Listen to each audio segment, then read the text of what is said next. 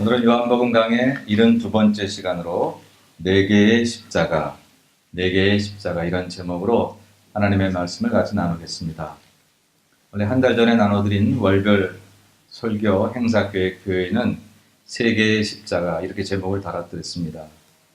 오늘 말씀을 준비하는 중에 갈보리 언덕에 세 개의 십자가만 보이는 게 아니라 또 하나의 십자가가 보여서 네 개의 십자가 그렇게 이제 말씀의 제목을 바꿨습니다. 어제는 설날이었습니다.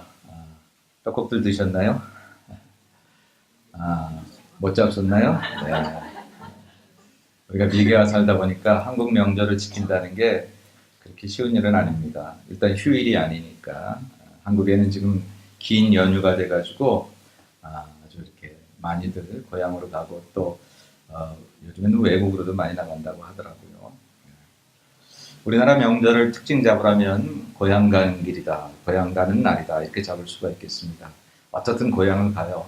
가까이 갈 수 있는 길도 트래픽 때문에 몇 시간이 걸려도 그래도 가야만 하는 곳, 그것이 바로 우리나라 명절이지요. 고향에 가는 이유는 부모님 계시기 때문에 가고 부모님이 계시지 않아도 내가 놀던 내가 태어났던 바로 그런 곳이라 이제 고향을 가려고 합니다. 고향이라는 말을 국어사전에 정의해보면 부모가 태어난 곳 혹은 자신이 태어난 곳 그렇게 정의되어 있습니다. 근데 저에게 고향을 정의해보라고 하면 저는 돌아가야 하는 곳, 고향은 돌아가야 하는 곳, 돌아가야만 하는 곳 이렇게 정의할 수 있겠습니다.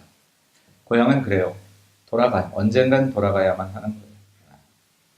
근데 그렇게 정의를 하고 나면 이민 와서 살고 있는 우리들은 좀 막막하지요. 우리 이 땅에 와서 살려고 왔는데 물론 마음속에 언제 다시 한국으로 돌아갈까 뭐 그런 생각들을 많이들 가지고 계신 분들이 계셔요. 그런 향수도 있고 또 여러 가지 이유로 인해서 언젠간 가지 뭐 이런 생각 가지고 계신 분들도 계신데 제가 고향을 돌아가야 할 곳이라고 정의를 하면 여러분 다 한국에 가셔야 되는 건데 제가 정의할 때는 또 그런 정의는 아니었습니다. 제가 정의하는 정의는 고향은 우리 육체가 태어난 곳도 고향이라 말하지만 영원히 온 곳, 사람이라는 존재가 온 곳이 우리의 고향이다. 다시 말하면 하늘나라, 하나님의 나라가 우리 고향이라고 하면 우리는 반드시 그 고향으로 돌아가도록 되어지는 사람들이다 하는 점에서 고향은 돌아가야 할 곳이다 이렇게 정의를 내렸습니다. 여러분 어떠세요? 육체가 태어난 고향을 가실 수 있으면 뭐 가실 형편이 되거나 또 상황이 되면 가실 수도 있지만 못 가셔도 영원한 본향, 하나님의 나라가 우리의 고향인 것을 믿으시지요? 그 고향은 꼭 가야만 하는 곳입니다. 성경에 보니까 신앙의 인물들이 이미 그런 얘기를 하고 있네요. 우리 저 PPT 좀 띄워주실래요? 성경에 보면 히브리서에 보니까 믿음의 사람들이 고향에 대해서 이런 생각을 가지고 있었어요. 우리 같이 한번 읽어보겠습니다. 그들이 나온 바 본향을 생각하였더라면 돌아갈 기회가 있었으려니와 그들이 이제는 더 나은 본향을 사모하니 곧 하늘에 있는 것이라. 이러므로 하나님이 그들의 하나님이라 일컬음 받으심을 부끄러워하지 아니하시고 그들을 위하여 한 성을 예비하셨느니라. 아멘. 히브리서 11장은 믿음장이라고 말하는 믿음의 사람들의 얘기인데 믿음의 사람들이 고향을 떠난 사람들이 참 많습니다. 대표적으로 아브라함 같은 사람은 하나님께서 부르셨잖아요. 너는 너의 본토 친척 아비 집을 떠나 내가 지시할 땅으로 가라고 말씀하셨어요. 고향을 떠나게 하셨습니다. 아브라함도 고향에 대한 향수가 왜 없었겠습니까? 이런 아브라함을 비롯한 많은 사람들이 고향을 떠나왔어도 돌아갈 기회가 있었어도 가지 않았다는 거예요. 가지 않았을 뿐만 아니라 그것 때문에 슬퍼하고 향수병에 걸리고 그러지 않았다는 거죠. 이유는 그들이 이제는 더 나은 본향을 사모했다. 더 나은 본향을 알았다는 거죠. 근데 그 본향은 곧 하늘에 있는 것이다. 그 소망을 가졌기 때문에 하늘나라 소망을 가졌기 때문에 이 사람들은 고향을 떠나왔어도 그렇게 향수병에 젖었다든지 뭐 그러고 살지 않았다는 거죠. 우리 이민아 살면서 이렇게 설날을 맞이하고 이렇게 명절을 맞이할 때마다 우리 떠나온 육체적인 고향을 생각하며 때로는 좀 센치해지고 때로는 좀 우울해지기까지 하고 그럴 경우도 있을 텐데 여러분 우리들은 더 나은 본향을 사모하는 사람들인 줄로 믿습니다. 아브라함이 그랬듯이 수많은 신앙의 인물이 그랬듯이 우리는 더 나은 본향을 사모하는 사람들이니 이곳은 어쨌든 꼭 가야만 하는 것이죠. 언젠가는 이것은 꼭 돌아가야만 하는 곳, 바로 그러한 마음을 가지고 우리가 이제 살면 때로 육체적인 고향에 돌아가지 아니해도 여기 타향에 살지만 여기가 고향처럼 우리는 살아갈 수 있다, 이렇게 생각을 합니다. 이렇게 고향을 찾아가는 이 설날에 우리가 요한복음 강의를 쭉 읽어오면서 오늘 맞이하게 되는 본문은 마치 이렇게 고향을 찾아가다가 우리 인생의 마지막 모습, 이젠 정말 하늘나라 본향을 바로 눈앞에 둔 그 마지막 모습을 단편적으로, 아주 단면적으로 보여주는 듯한 인생의 마지막 모습을 보여주는 그런 본문을 맞이하게 됩니다. 그것이 오늘 우리가 읽었던 요한복음 19장의 갈보리산 언덕의 세 개의 십자가의 모습입니다. 중앙에는 예수님의 십자가가 있고 양좌우편에 두 강도의 십자가 모습이 있는, 십자가가 있는, 바로 이것이 우리 인생이 이제 고향을 찾아가는 순례의 길을 갔다가 이제 마지막에 이 땅에서 취하는 마지막 모습이라는 거죠. 아마 그 십자가 동산 그 언덕 너머에는 천국과 지옥이라는 두 개의 가야 할 곳이 있을 것입니다. 어떤 이는 이제 이 십자가 동산 넘어서 천국이라는 곳에 갈 것이고, 어떤 이는 이 십자가 동산 너머에서 지옥이라는 곳에 가야 할 수밖에 없는, 아니 이것은 기독교인들에게만 해당되는 얘기가 아니고 그들이 믿음을 고백하지 못해서 그렇지 불교인들에게도 이슬람인들에게도 사람이라면 모두에게 주어지는 바로 이 두 개의 마지막 갈림길이 바로 오늘 본문에서 결정된다고 하는 사실을 우리는 볼 수 있습니다. 오늘 요한복음 19장은 예수님 달리시는 갈보리산 언덕의 모습입니다. 거기에는 주님의 십자가와 두 강도의 십자가가 달려져 있습니다. 여러분, 십자가 형틀은 로마의 사용 방법이라고 우리가 알고 있습니다만 원래는 페르시아라는 나라의 사용 방법이었어요. 이 페르시아라는 나라는 땅을 신성시 여기던 나라였습니다. 땅이 거룩하다, 땅이 신성하다 여겨서 범죄자들, 죄를 지은 사람들의 피나 죄를 지은 사람들의 시신이 땅에 묻혀서는 안 된다고 생각을 했습니다. 그래서 땅에서 그들의 시신이 닿지 않게 하기 위해서 나무 십자가를 만들어서 나무에서 달려 죽게 만들었던 거예요. 땅에서 죽지 않게 하려고 나무 십자가를 만들어서 나무의 매단차로 그렇게 숨을 거두게 만드는, 사실은 아주 끔찍한 그런 방법이죠. 그런데 그 페르시아의 사용 방법이 카르타고에 전해졌고, 카르타고에 전했던 방법이 로마에 전해졌습니다. 그래서 로마에서는 사람을 사형시킬 때는 바로 이 십자가 사형 방법으로 사용했다.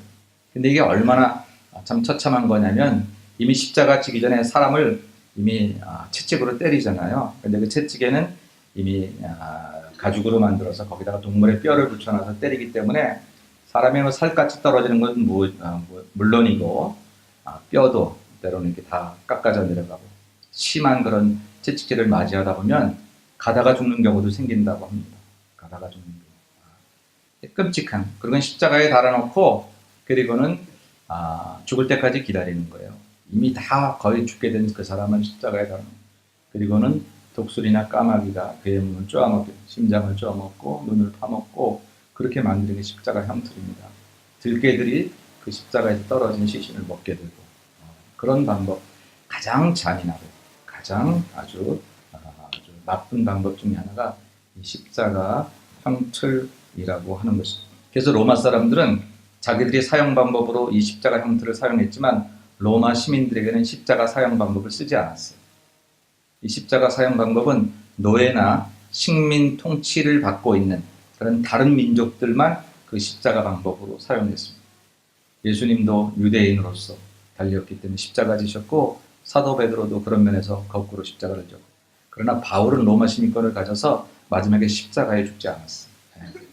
이게 로마 사람들은 이 십자가형이 그렇게 처참하고 악한 것이라 생각해서 자기들이 그 방법을 가지고 있었지만 통치의 수단으로 타민족이나 노예들에게만 사용했다라는 거죠. 십자가를 지기 전에, 십자가에 이렇게 매달기 전에 사형수들은 자기 십자가를 지고 그 사형장까지 가게 되어 있습니다. 이미 다 지쳤는데 그 자기 십자가를 지고 가는 일이 얼마나 힘듭니까? 우리들도 이미 예수님 지고 가신 십자가의 길, 비아돌로로사, 성지순례를 가면 그 길 이렇게 걷는다죠. 지금은 이제 거기에 다 상점이 있어가지고 그래서 순례객들을 이렇게 막 상점들이 유혹을 한다지만 거기는 외롭고 고독한 사형수가 자기의 죽음을 이제 준비하는 그런 자리였습니다. 그런데 가능한 먼 거리를 그것을 지고 가게 한다는 거예요. 그 이유는 두 가지인데, 첫째 이유는 뭐냐면 사람들에게 그것을 보게 해서 너희가 죄를 지으면 얼마나 끔찍하게 죽어가는가 하는 것을 보여줌으로 사람들의 죄를 짓지 않게 하려는 그런 의도를 가지고 있다고 합니다. 두 번째 의도는 뭐냐면 이 사람이 비록 십자가를 지고 가서 죽어야 될 상황이지만 그래서 그가 죽어야 될 이유를 그 십자가 명패에 이렇게 걸게 되어 있거든요. 우리 예수님도 어떤 명패가 걸렸습니까? 유대인의 왕이다. 유대인의 왕이다. 그게 제목이었어요. 그것도 오늘 성경에 보니까 히브리 말과 헬라 말과 로마 언어로. 사실 이게 이 당시 이렇게 이 사람들이 굳이 예수님 제목을 이렇게 세 개 나라로 히브리 말과 로마 언어 그리고 헬라 언어로 기록해야 될 이유가 뭐가 있었는지 모르지만 결국은 이게 보니까 온 나라의 왕인 것을 인정하는 꼴이 되는 거예요. 어쨌든 그렇게 제목을 이렇게 지고 거기다 걸고 가는 것인데 사람들이 그걸 보다가 아니 저 사람은 그 죄가 아닙니다. 저 사람은 잘못된 지금 처형을 당하고 있는 것입니다. 라고 이의를 제기하되 충분한 증거를 가지고 어떤 물증을 가지고 그것을 제기할 수 있으면 그러면 즉시 십자가 지는 길을 멈추고 그리고 다시 그 사람을 재심할 수 있도록 기회를 주기 위해서 긴 거리를 가게 하는 거리를 가는 동안 혹시라도 그런 사람이 나올까봐 그런 이제 십자가를 지고 가게 했다고 합니다. 그러나 실제로는 두 번째 이유에 해당되는 경우는 그리 많지 않고 첫 번째 이유가 많은 사람들에게 경고의 의미로 이렇게 주어졌던 그런 십자가입니다. 어쨌든 너무나 고통스럽고 흉악범들이 달리는 십자가. 근데 그 십자가를 우리 예수님이 지셨다는 것이죠. 이 땅에 오실 때도 사람 누울 곳이 없어서 짐승 누우는 그런 말고에 누우셨던 우리 예수님. 마지막 십자가 이 땅에서 모든 사역을 마치실 때도 가장 흉악한 범죄자들이 달리는 십자가에 지시는 예수님을 보면서 우리는 뭐 안 됐다든지 얼마나 힘드셨을까라는 감정을 얘기하기 전에 내가 져야 하는 십자가인데 내 죄가 이렇게 흉악하고 내 죄가 이렇게 처절하구나. 하나님의 아들을 이렇게 십자가에 못 박을 수밖에 없는 그런 죄의 심각성들을 우리는 생각해야 될 것입니다. 그러나 참 아이러니한 것은 뭐냐면 이렇게 그냥 죄악의 십자가였던 이 십자가 오늘날에는 평화의 상징으로 쓰인다는 것이죠. 그죠? 흉악범이 달려서 그래서 가장 치욕의 수치의 십자가가 스위스를 비롯한 17개 국가가 국기로 사용하고 있어요. 특별히 유럽 나라들이 많이 이걸 쓰지요. 그렇게 자기 나라를 가장 상징하는 가장 존엄스러운 상징으로 십자가를 쓰고 있다는 사실이 재미있고 그리고 적십자사라는 게 창설되어서 이 적십자사의 마크를 단 십자가 마크를 단 그런 이제 적십자가 활동할 때는 전쟁 중이라도 아군이나 적군이나 그 누구도 이 십자가를 달고 있는 적십자사를 공격할 수 없고 그들은 아군과 적군을 가리지 않고 상처를 치유할 수 있는 우리 나이팅게일 얘기를 들으면서 잘 알고 있던 그런 평화의 상징으로 이 십자가가 쓰여졌다는 것입니다. 그래서 그러다 보니까 이 십자가의 의미가 너무 아름답게만 여인들의 목걸이로 사람을 장식하는 아름답게만 또 이렇게 희석되어진 느낌은 있습니다만 어쨌든 주님이 이루고자 하셨던 그 피를 흘려 이루고자 하셨던 평화의 그 아름다운 모습들은 오늘날 점점점 이 땅을 그렇게 뒤엎고 있는 것을 우리는 또 한편으로 볼 수가 있는 것입니다. 이 십자가가 달린 것을 성경은 말하기를 골고다 언덕이라 이렇게 해골이라 하는 곳에 이르렀다. 해골이라 하는 곳에 이르렀다고 하는 얘기는 그 골고다라는 말이 해골이라는 뜻이라고 하는 그런 얘기인데 왜 이런 별명이 붙었느냐 하면 그 골고다 지형이 바로 해골, 사람의 두개골처럼 생겼다고 하죠. 그래서 그런 이름이 붙었다고 말하기도 하고 또 하나의 이유는 거기서 많은 사람이 죽었기 때문에 그 사람들의 시신과 해골이 거기 붙였기 때문이다. 이렇게 설명을 하기도 합니다. 그러나 더 정확한 성서학자 얘기에 의하면 실제로 사람들이 거기에 묻히지는 않았어요. 짐승들이 다 먹어치웠고요. 누가 거두지 않았습니다. 그래서 해골이 많이 묻혔다기보다는 그 지형 자체가 실제로 사람의 두개골 모양으로 생겼기 때문에 거기를 해골이라 한다. 이렇게 별명이 붙은 골고다라고 불렀다라고 하는 거죠. 이 골고다 언덕의 명칭은 이렇습니다. 이 골고다란 말은 히브리어입니다. 히브리어로 골고다라는 점, 헬라어로 크라니온이란 말이고 라틴어로 칼바디아라고 하는 말. 이 칼바디아라는 라틴어에서 영어의 캘버리라고 하는 단어가 나왔습니다. 그래서 우리말로 갈보리 이렇게 얘기하죠. 그래서 우리는 골고다 언덕, 갈보리 언덕 똑같은 말입니다. 골고다 산상, 갈보리 산상, 뭐 우리는 이렇게 편하게 골고다 언덕, 갈보리 동산, 뭐 이렇게 여러 가지 얘기를 하지만 어쨌든 이것은 한 지명을 가리키는 여러 단어들입니다. 바로 이 골고다라는 지역이 히브리 말로는 해골이라 하는 뜻을 가지고 있는 그런 지역에 우리 예수님께서 이제 십자가를 지셨다라고 하는 것이죠. 그런데 이 십자가, 이 골고다 언덕에 세 개의 십자가가 달려 있다고 성경은 얘기하고 있습니다. 중앙에는 예수님 십자가, 그리고 좌우편은 두 강도의 십자가가 달려져 있습니다. 두 강도에 대해서 오늘 본문은 설명하고 있지 않고 다른 마태복음, 누가복음에서도 다른 복음서에서도 강도가 한 강도가 또 다른 강도가 그렇게만 설명하고 있지 강도의 이름이나 사실은 어느 강도가 우편에 달렸는지 어느 강도가 좌편에 달렸는지 사실은 설명하고 있지를 않습니다. 그러나 그 당시에 성경 말고 외경이라는 것이 성경에 준하는 그런 권위를 가진 다른 책들이 있었는데 그런 외경과 다른 전승에 의하면 이 두 강도의 이름을 이렇게 얘기합니다. 한 강도는 테스마라 하고 또 다른 강도는 게스타라고 합니다. 이건 이제 외경에 나온 그런 이야기예요. 그런데 이 테스마라는 강도를 우편 강도라 얘기하고 게스타라는 강도를 좌편 강도라고 얘기하는데 이건 성경에는 이렇게 나와 있지는 않습니다. 그냥 한 강도는 다른 한 강도는. 근데 우리는 우편에 있는 강도가 회개하는 강도고 좌편에 있는 강도가 회개하지 않은 강도, 그렇게 우리는 기억하고 있죠.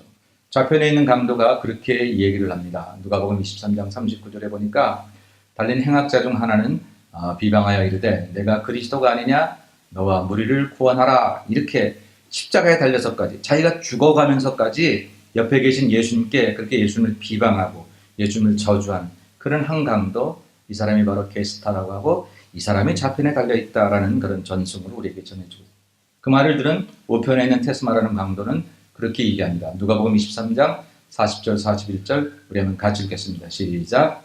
하나님 그 사람을 꾸짖어 이르되 내가 동일한 정죄를 받고서도 하나님을 두려워하지 아니하느냐. 우리가 행한 일에 상당한 보응을 받는 것이니 이에 당연하거니와 이 사람이 행한 것은 옳지 않은 것이 없느니라 하고. 아멘. 두 강도의 모습이 이렇게 갈라졌어요. 똑같이 십자가에 달려졌습니다. 십자가에 달리기 전까지는 둘이 똑같았어요. 둘이 똑같았습니다. 둘이 같이 범죄해서 씻을 수 없는 죄악 때문에 둘이 다 사형을 언도받고 그렇게 달려져 있는 사람입니다. 그는 서로 동료였고 공모자였습니다. 같은 범죄를 저지르다가 같이 십자가에 달린 사람들이었습니다. 그런데 주님의 십자가를 중앙으로 한 강도는 구원의 길을 잃었고 한 강도는 멸망의 길로 갔다고 합니다. 바로 인생의 마지막 순간에 예수님 십자가를 중심으로 하여 한 사람은 구원의 길로 한 사람은 멸망의 길로 갑니다. 이것이 우리 인생의 마지막 모습일 수 있다고 하는 것입니다. 여러분, 대한민국의 산중에 사는 백두산 천지에 빗물이 내려서 그 물이 떨어지면 동쪽으로 흘러가면 두만강이 되고 서쪽으로 흘러가면 압록강이 된다고 하지요. 똑같은 빗물이지만 어느 방향으로 가느냐에 따라서 방줄기가 달라지듯이 똑같이 죄를 지은 두 인간이, 똑같이 흉악범이었던 두 사람이 예수님 십자가를 중앙에 놓고 그를 믿는 자와 그를 믿지 않는 자의 삶이 전혀 다른 길로 간다고 합니다. 우리가 보기에는 십자가 동산만 보였으나 그 십자가 동산 너머에는 한 사람에게는 천국이, 한 사람에게는 지옥이 예비되어 있다는 사실, 이것이 우리 인생의 단면이라고 하는 거예요. 우리 살아가는 삶은 복잡한 것 같고 대단히 많은 것들을 우리는 누리는 것 같지만 결국은 우리 인생의 마지막 모습은 둘 중에 하나의 길을 간다고 하는 것입니다. 세상 살면서 황금길 같은 길을 걸어가고 꽃길 같은 길을 걸어가는 뭐 나쁘진 않겠지요. 그러나 만약 그러다가 저 십자가 언덕을 넘어서 만약 우리가 멸망의 길로 간다면 이건 정말 잘못 사는 거예요. 세상에서 혹시 정말로 가시밭길을 가고 흙길을 걸어간다고 할지라도 십자가 동산 넘어서 예수 그리스도를 통하여서 우리가 영원한 구원의 길로 걸어갈 수 있다면 그것이 영원히 사는 길이기에 우리는 그 길을 택해야 할 것이라는 것입니다. 물론 예수 믿는다고 사는 동안 꼭 가시밭길을 걸어가는 것은 물론 아니지요. 어쨌든 이 땅에서 십자가에 이르기까지 우리가 어떤 길을 살아왔느냐 중요하지만 정말 그것이 우리에게 저 우편 강도의 길처럼 구원의 길로 이어지지 못하고 저 좌편 강도의 길처럼 멸망의 길로 이어진다면 그건 우리는 정말 바로 사는 인생이 아니다라고 하는 것입니다. 물론 여러분 여기서 우리가 저 우편 강도를 부러워해서는 안 되지요. 저 사람은 아무 공적이 없는 사람입니다. 분명히 저가 예수님께 당신의 나라가 임할 때 나를 기억해달라고 한 그 말 때문에 예수님께서 내가 오늘 나와 함께 낙원에 있겠다라고 말씀하셨으니 구원받은 건 틀림없습니다. 우리 생각에 아니 한 게 뭐 있다고 구원해 주세요 그렇게 말할 수 있잖아요. 포도원 농부의 품꾼의 비유를 보니까 일찍 9시에 일하러 온 사람, 11시에 일하러 온 사람, 그리고 마지막 5시에 일하러 온 사람, 나중에 이제 시간이 다 끝나서 주인이 계산을 해주는데 5시에 일하러 온 사람은 한 데나리온을 준단 말입니다. 그러니까 9시에 일하러 온 사람은 나는 더 받겠구나. 약속은 원래 한 데나리온을 했지만 나중 온 사람을 한 데나리온을 주는 거 보니까 나는 더 받겠구나 그랬는데 주인이 똑같이 준단 말입니다. 항의했죠. 내가 저 사람보다 더 일 많이 했는데 저 사람 뭐라고 저 사람하고 똑같이 줍니까? 그때 주인 말하기를 내가 너와 약속한 것을 틀리지 않게 하였고 저 사람에게 내가 은혜로 더 준 것을 네가 어찌 뭐라 하게 되냐 라고 말씀하신 것이 구원의 도리라고 하면 오늘 이 십자가 강도는 정말 저런 사람도 구원받을 수 있다. 만일 지금 우리가 겉모양은 하나님 믿는 사람이지만 속은 썩어져 들어가는 문들어가는 그런 죄악 중에 괴수라고 할지라도 예수 그리스도의 십자가 앞에서 그 흘리신 피가 나를 위한 것이라고 믿음으로 고백하면 저 강도처럼 구원받을 수 있다. 이제도 늦지 않았다. 지금이라도 회개하면 하나님 앞에 설 수 있다. 그것을 보여주는 샘플이 될 뿐이지 저 사람처럼 살아야지 라고 생각해서는 안 된다고 하는 것이죠. 여러분들은 이미 구원받은 백성들, 이미 예수님 믿은 백성들이니까 하늘의 상급을 많이 이 땅에서 쌓으셔야 합니다. 우리가 사는 동안 하늘의 상급이 얼마나 귀한 것인가는 마지막 날에 하나님 나라에 가서 확인할 거라고 그렇게 성경은 얘기하죠. 여러분 고린도전서 3장 12절로 15절은 우리가 마지막 때에 구원받은 사람들에게 주어지는 상급에 대한 얘기를 설명하고 있습니다. 한번 여러분들이 성경을 잘 이렇게 정독하는 의미에서 같이 저하고 한번 이 말씀을 같이 한번 읽어보시겠습니다. 시작. 만일 누구든지 금이나 은이나 보석이나 나무나 풀이나 지푸로 이 터 위에 세우면 각 사람의 공적이 나타날 터인데 그날이 공적을 밝히리니 이는 불로 나타내고 그 불이 각 사람의 공적이 어떠한 것을 시험할 것입니다. 만일 누구든지 그 위에 세운 공적이 그대로 있으면 상을 받고 누구든지 그 공적이 불타면 해를 받으리니 그러나 자신은 구원을 받되 불 가운데서 받은 것 같으리라. 아멘. 구원을 받긴 받는데 불 가운데서 받은 것 같아 턱걸이 했다는 거죠. 겨우 구원만 받았다고 하는 것입니다. 이 강도처럼 사는 동안 우리가 상급 쌓는 일을 해야 될 필요가 있다는 거예요. 구원은 믿음으로 받지만 믿음으로 구원받은 사람이 행함으로 하늘나라 상급을 쌓아야 되는데 어떤 이는 금이나 은이나 보석 같은 것들로 없어지지 아니할 것. 이건 진짜라는 거예요. 근데 어떤 이는 나무나 풀이나 지푸로 세우는 것 같아요. 근데 가짜라는 거예요. 마지막에 불러서 공력을 심판하면 이건 없어질 거라는 거예요. 사람 보기엔 있었는데 그 교회에서는 인정받았는데 사람들은 칭찬했었는데 근데 예수님 앞에 설 때 그것이 가짜였음이 드러나는 공적들이 있다고 하는 거죠. 무늬만 크리스찬일 수가 있다라고 하는 거예요. 우리가 그런 사람 되면 정말 안 되잖아요. 불러서 공적을 심판해도 영원히 없어지지 아니할 금이나 은이나 보석 같은 것들로 세워져야 하는 것이지요.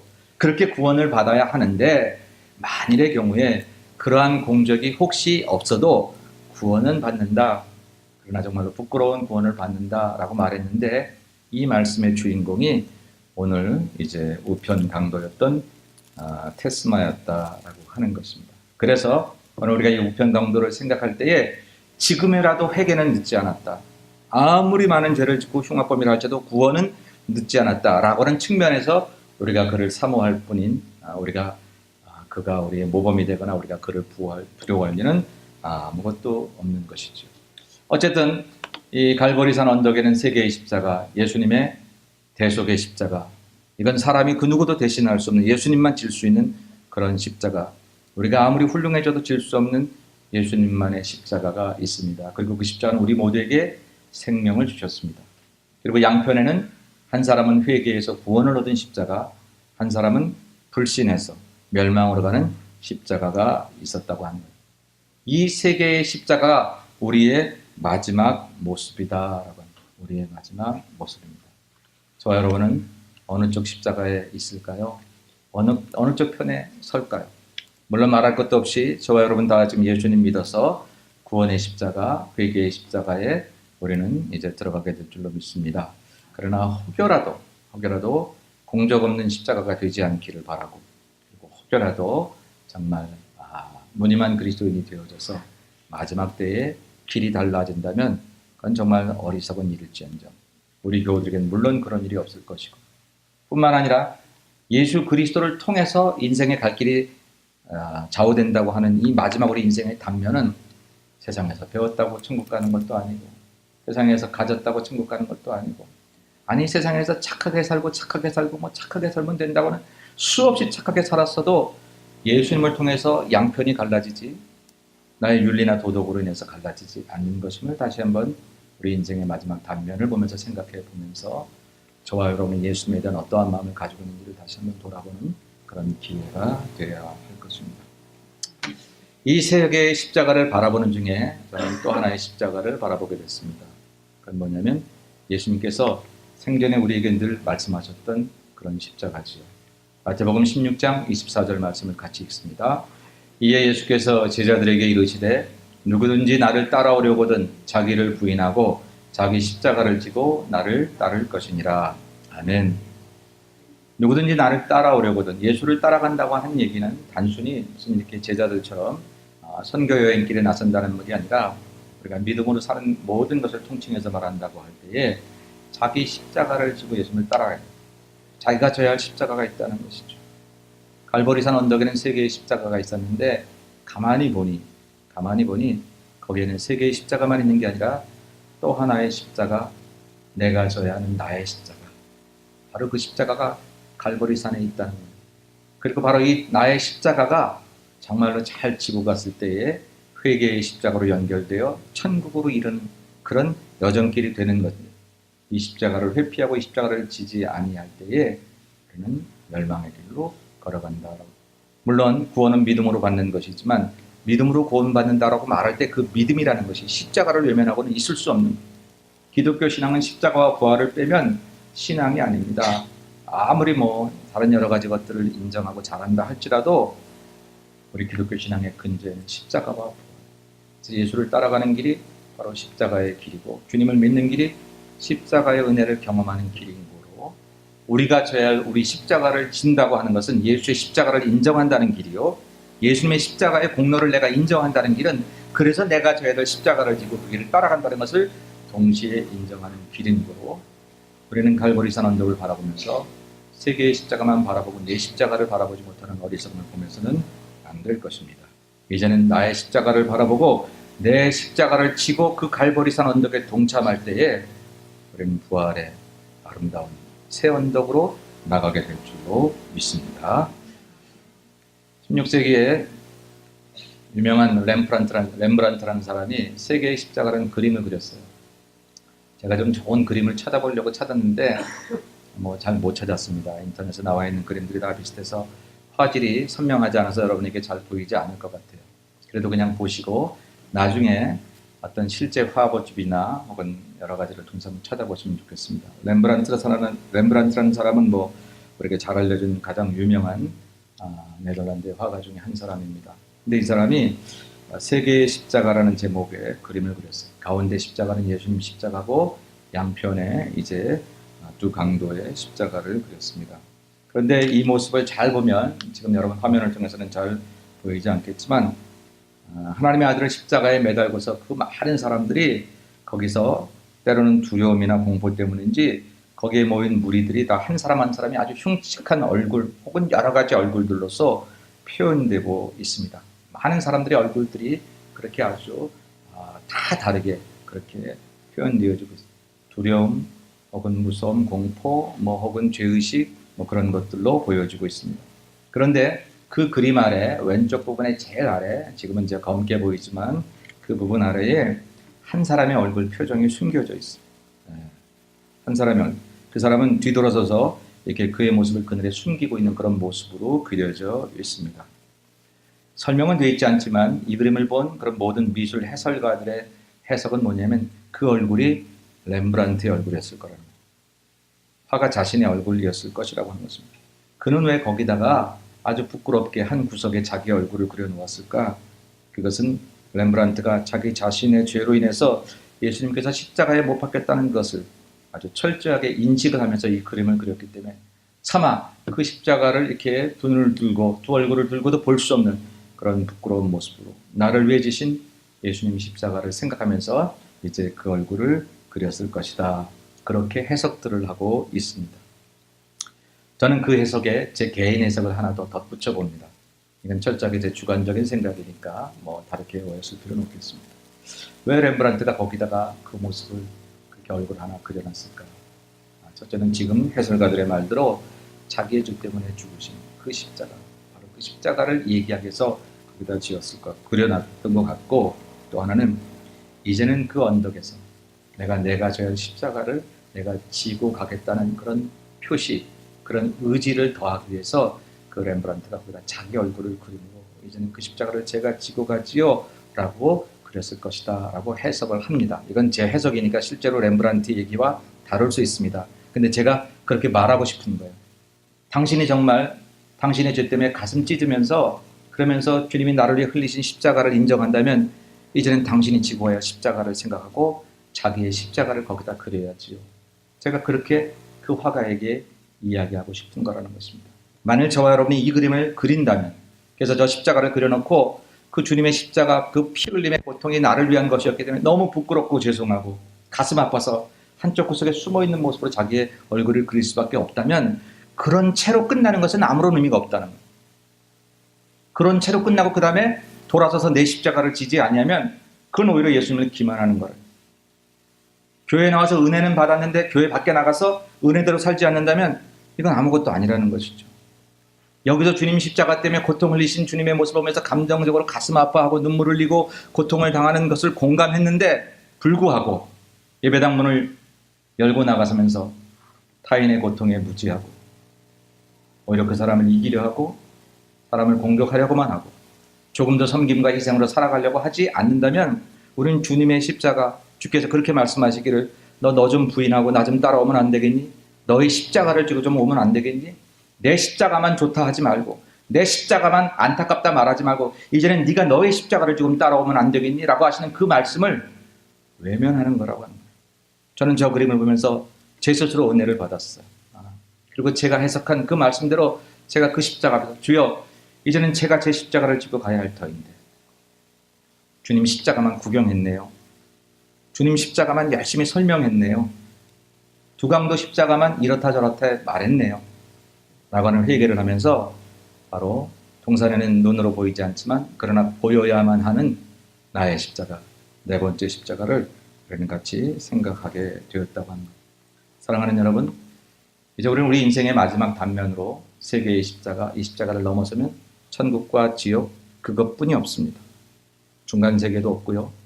그리고 천국도 없고 지옥도 없는 것도 아니고요. 둘 중에 하나입니다.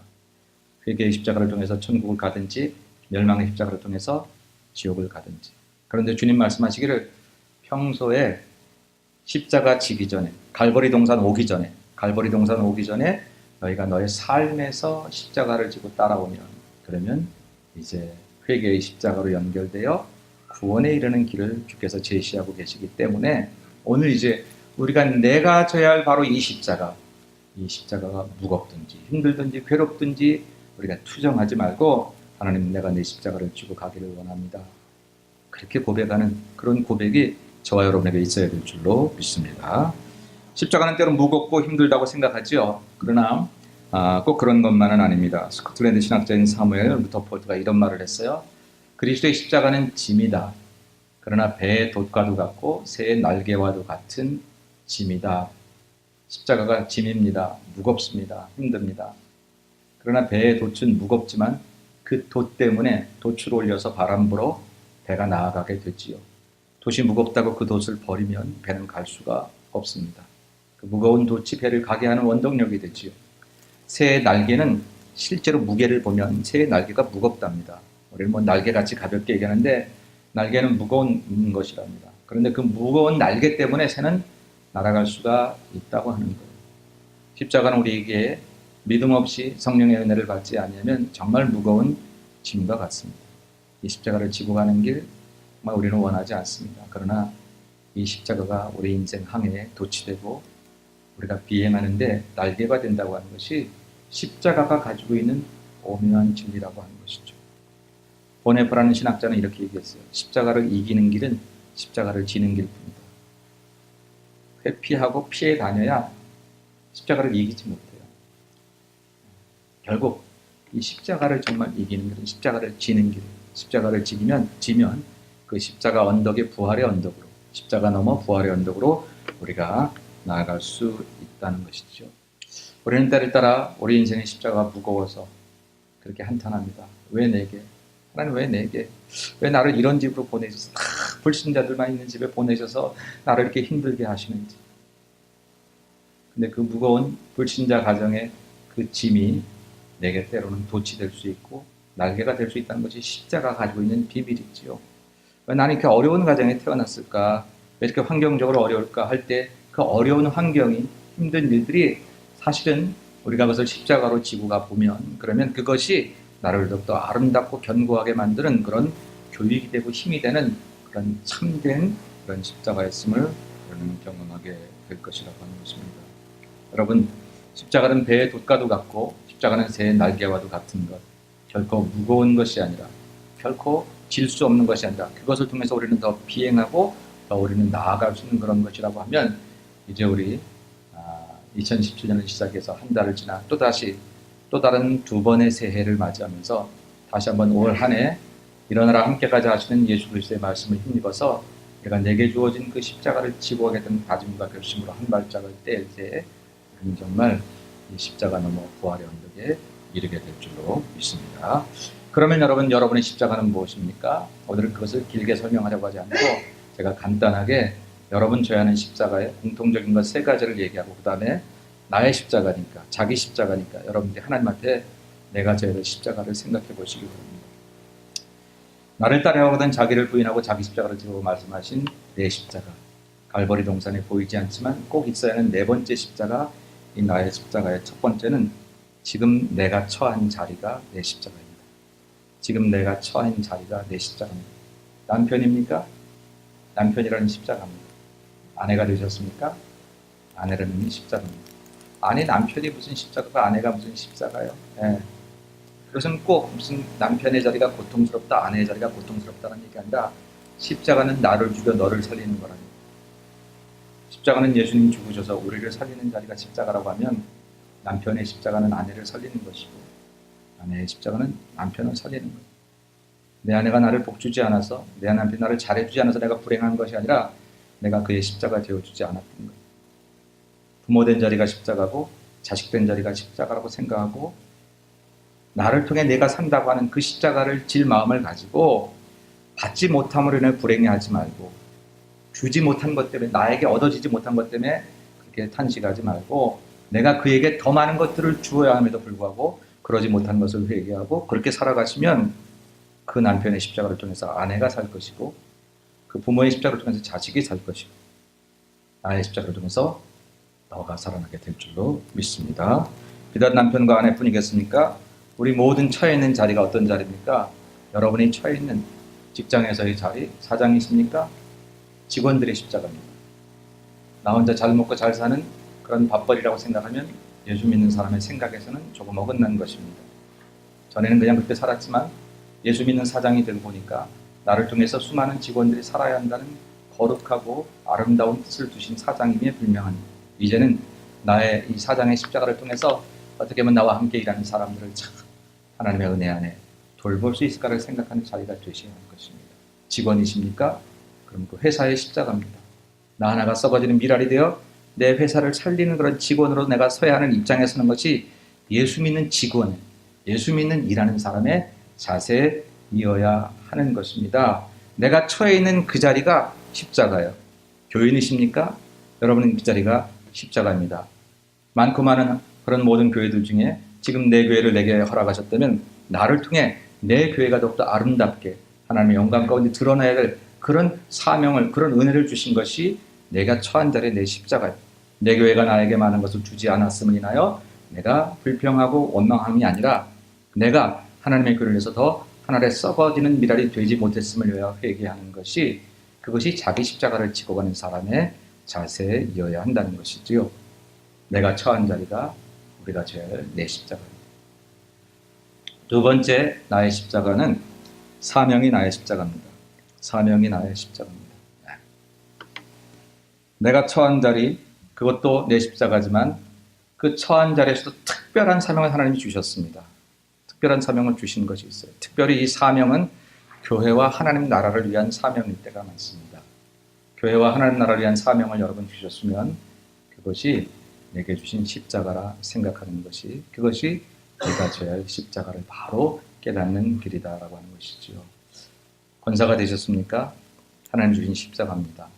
여러분을 통해서 수많은 사람들이 주의 권면을 받아야 될 그런 하나님의 계획이 준비되어 있습니다. 집사가 되셨습니까? 하나님의 교회가, 하나님의 나라가 여러분을 통해서 확장되어야 될 사명들을 하나님이 주셔서 우리를 그렇게 부르셨습니다. 청지기가 되셨습니까? 여러분을 통해서 하나님의 위로와 사랑을 우리 마을 식구들이 받아야 될 십자가를 주신 것입니다.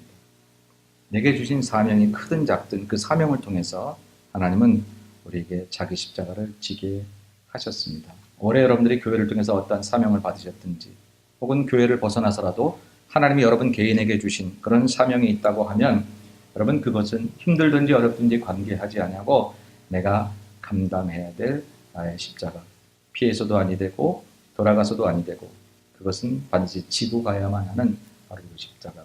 그런데 그 십자가가 짐 같은 줄 알았는데 지다 보니까, 지고 가다 보니까 나를 가게 하는 돛이 되고 나를 날게 하는 날개가 된다는 것을 우리는 반드시 경험하게 될 것입니다. 십자가는 이런 놀라운 은혜가 있기 때문입니다. 마지막으로 내가 져야 될 세 번째 자기 십자가는 지금 내가 힘든 것, 지금 내가 피하고 싶은 것, 지금 내가 아픈 것, 바로 그것이 내 십자가입니다. 그것 때문에 힘듭니다. 그 힘든 것이 사명이 될 수도 있고 내가 처한 자리가 될 수도 있고 그것하고 관계없이 누구 때문에 힘드신 사람 있죠? 아무 것 때문에 힘들어요. 성도는 그 사람을 미워할 게 아니라 그게 내 십자가를 생각하고 기도해야 할 것입니다.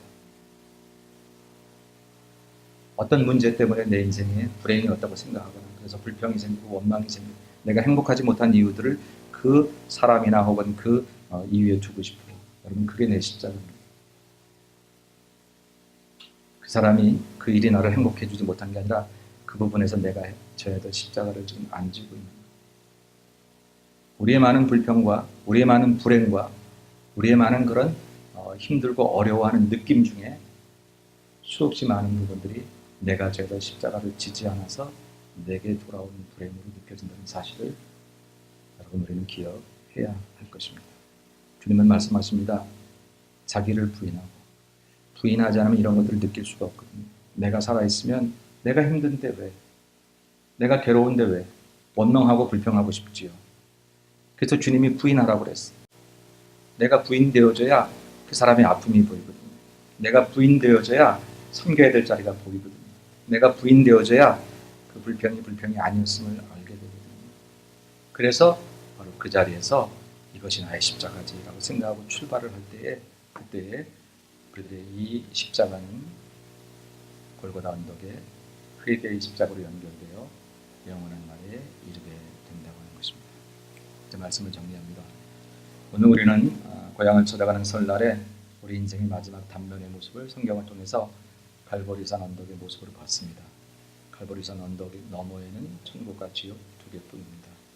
그런데 갈보리산 언덕에는 예수님의 생명의 십자가, 그 누구도 대신할 수 있는 주님의 생명의 십자가, 주님이 완벽하게 지셨습니다. 거기에 대해서는 우리가 더 이상 할 얘기가 없습니다. 그러나 나머지 두 강도의 십자가는 어쩌면 우리가 어느 편에 서야 할지를 선택하는 우리의 단편의 모습을 보여주고 있습니다. 그리고 마지막 네 번째 십자가는 우리의 십자가인데 우리의 십자가는 이제 갈보리산 언덕에서 내려와서 여러분의 가정에서 져야 하고 교회에서 져야 되고 여러분의 일터에서 져야 합니다. 이렇게 지고 가다가 우리 인생의 마지막에 갈보리산 언덕으로 다시 올라가 그리스도의 십자가를 통해서 회개의 십자가와 연결되어 영원한 나라에 이르는 것이 오늘 우리의 마지막 인생의 모습이어야 할 것입니다. 고향 가는 이 아름다운 날에 천국 가는 사랑하는 우리 예수님의 모든 성도들, 우리 함께 내 십자가를 잘 지고 그래서 그리스도의 십자가가 헛되지 아니하여 영원한 나라에 함께 들어가는 저와 여러분 모두가 되시기를 주님의 이름으로 간절히 축원합니다. 거룩하신 아버지 하나님, 그동안 주님의 십자가 열심히 봤습니다. 안타까운 마음도 가졌고 때로는 눈물도 흘렸습니다. 두강도의 십자가를 바라보면서 한 사람은 칭찬했고 한 사람은 내가 잘못됐다 비판했습니다. 그런데 주님, 내 십자가는 보지 못했을 때가 많았습니다. 사실 주님은 내 십자가를 지고 자기 십자가를 지고 따라오라고 하셨는데 우리가 하나님 갈보리 언덕의 십자가만 봤지 내 가정에서 져야 할 십자가, 내 일터에서, 내 교회에서, 내 삶의 현장에서 져야 할 십자가는 외면하고 내려놓을 때가 많았습니다. 사실 십자가를 지니 힘든 줄 알았는데 십자가를 안 지니 오히려 내 마음이 불행하고 오히려 내 마음에 하나님이 좋아하시지 않는 것들을 가득 차 있는 우리 자신들의 모습을 이제서야 깨닫습니다. 간절히 비옵나니 저희를 긍휼히 주셔서 고향을 찾아가는 이 설날 사랑하는 우리 모든 천국 가는 당신의 모든 백성들이 우리의 삶의 현장에서 져야 할 십자가를 외면하지 않게 도와주시옵시고 이 십자가 지고 잘 따라가다가 갈보리 언덕 회개의 십자가로 이어져 영원한 나라에 들어가는 하나님의 귀한 백성들이 될 수 있도록 은혜를 베풀어 주옵소서. 거룩하신 예수님의 이름으로 간절히 기도 올려옵나이다. 아멘.